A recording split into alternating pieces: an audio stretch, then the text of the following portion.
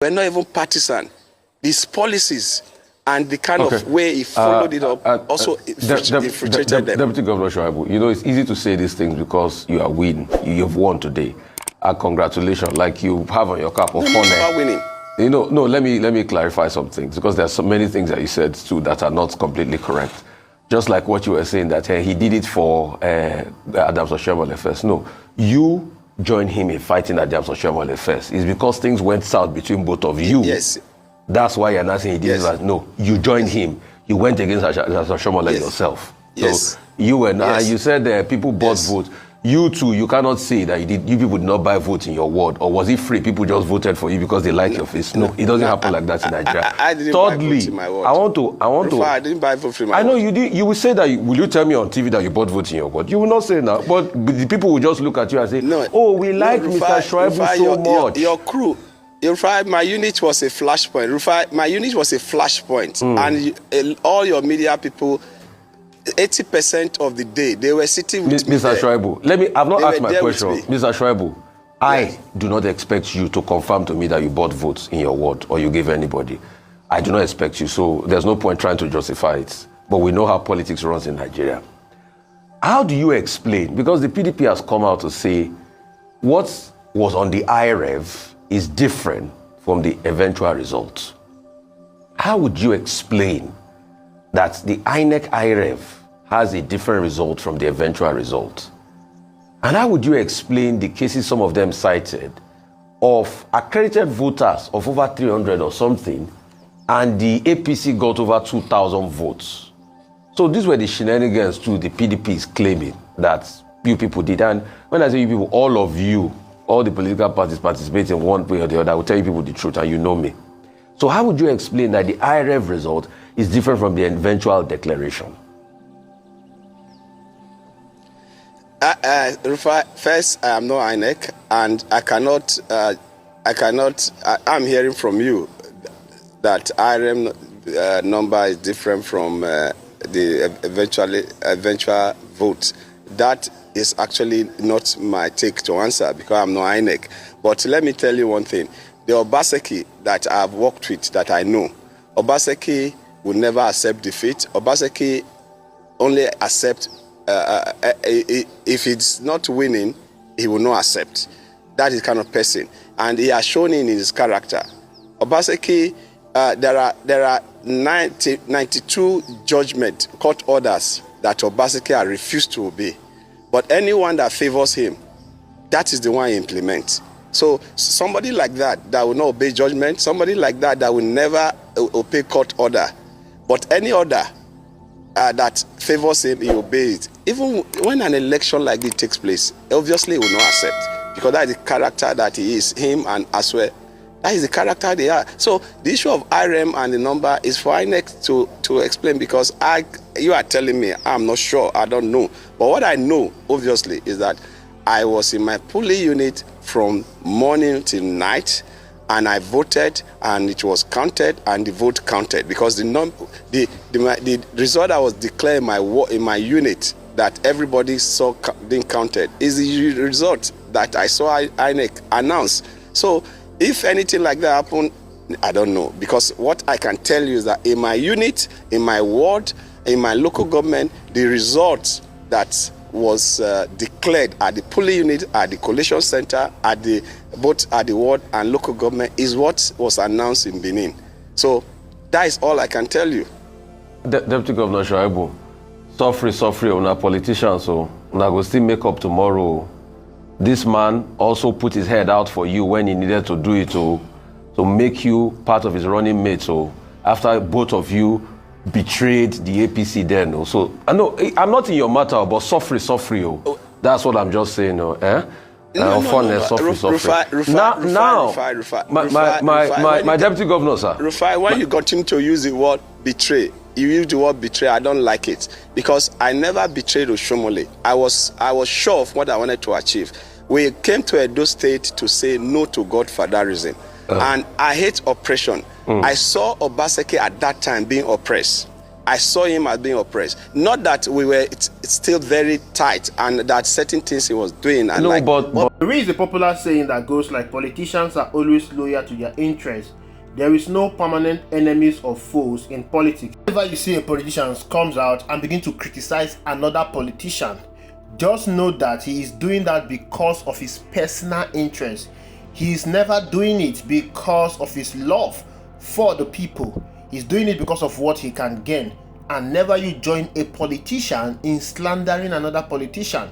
Never you join politicians in their fight, because they always have where they meet. They always have where they celebrate their victory. Philip Shaibu is the deputy governor of Edo State. He worked hand in hand with Godwin Obaseki to fight Adams Oshomole, and both of them defeated Adams Oshomole when they decamped to the APC, and they worked hand in hand as governor and deputy. But along the line, they fell out. Philip Shaibu defended Obaseki, said all manner of good things about him, but today he is on the national television saying bad things about him, no longer defending him. They are no longer friends. The reason is because their interest is no longer aligning. And what is the problem? Their problem is just power tussle.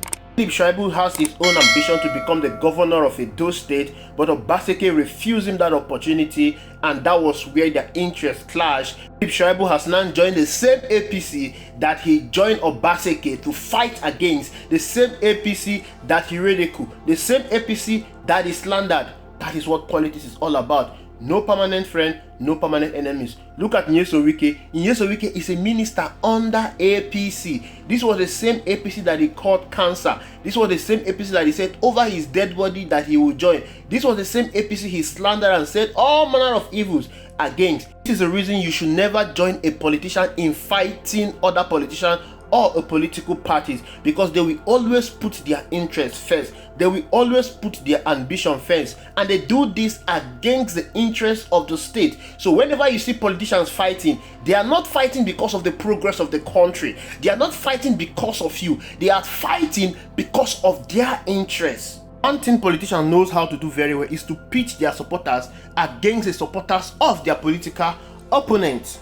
Don't be caught in their fight. Stay away from their fight. That is what I have to say about Philip Shaibu and Godwin Obaseki.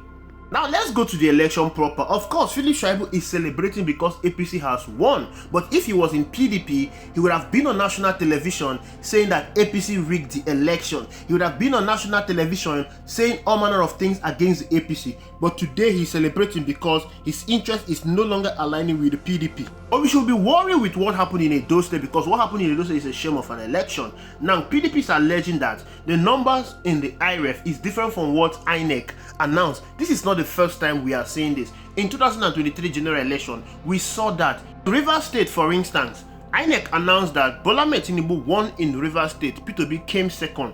But what we heard on the IReV shows that Peter Obi won in Anambra State, while Bola Ahmed Tinubu came second. We all experienced the rigging that happened in Rivers State. We all saw what Nyesom Wike did in order to ensure that Bola Ahmed Tinubu emerged as the winner in Rivers State. My own concern is, why will INEC go ahead to announce a result that is different from what is in the IReV? There was a reason why the IReV was created. The IReV was created for the purpose of transparency, electronic transmission of results. Billions of naira was spent in order to create this IReV.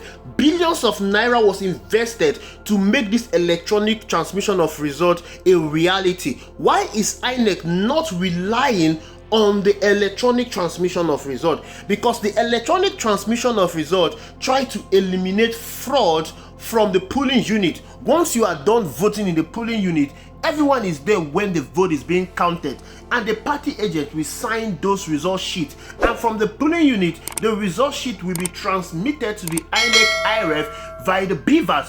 This will eliminate fraud, this will eliminate malpractice, this will eliminate rigging, because once that result sheet leave the polling unit to the collation center, there is 101 tendency that the result will be manipulated. That is the reason why INEC is advised to always rely on the IReV.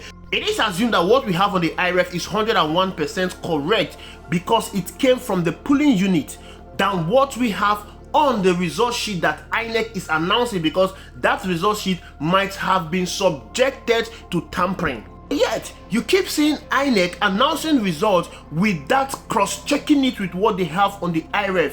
What exactly is the use of the IReV? This is the reason why you keep seeing controversies after every election. When are we going to have our election right?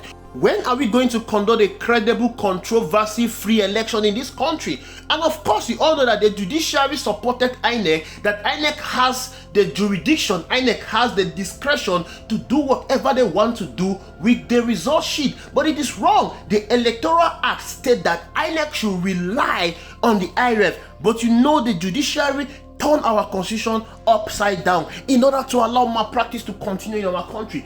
This is what politicians do to our democracy, and they are killing our democracy. Look at the election that was conducted in Edo State. That is a sham of an election. In 2024, Nigeria cannot stand up and conduct a credible election in one state. This is a total disgrace and shame. And I think it's high time that INEC is unbundled. I think it's high time that we overhaul our constitution. But you know what? We are not going to experience that anytime soon, as long as we keep having APC in power. Because APC can only retain power if election rigging and malpractice continue. We need somebody that is detribalized. We need somebody with integrity. We need somebody with the willpower to go in there and overhaul this sham of a constitution we are operating. Until then, we will keep experiencing this sham of an election we keep experiencing on every election cycle. Thank you for watching. I will see you in the next video.